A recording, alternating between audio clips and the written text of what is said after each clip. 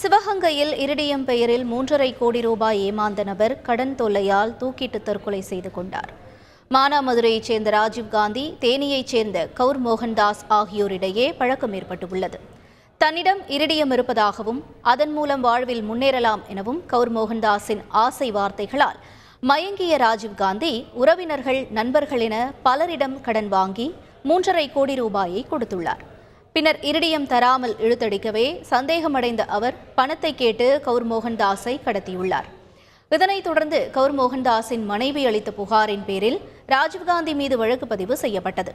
இந்நிலையில் கடன் கொடுத்தவர்கள் நெருக்கடி கொடுக்கவே மன அழுத்தம் காரணமாக ராஜீவ்காந்தி தூக்கிட்டு தற்கொலை செய்து கொண்டார். ராஜீவ்காந்தி தற்கொலைக்கு போலீசாரே காரணம் என கூறி உறவினர்கள் சாலை மறியலில் ஈடுபட்டனர். அவர் அளித்த புகாரின் பேரில் போலீசார் நடவடிக்கை எடுக்காததாலேயே அவர் தற்கொலை செய்து கொண்டதாக உறவினர்கள் குற்றம் சாட்டியுள்ளனர்.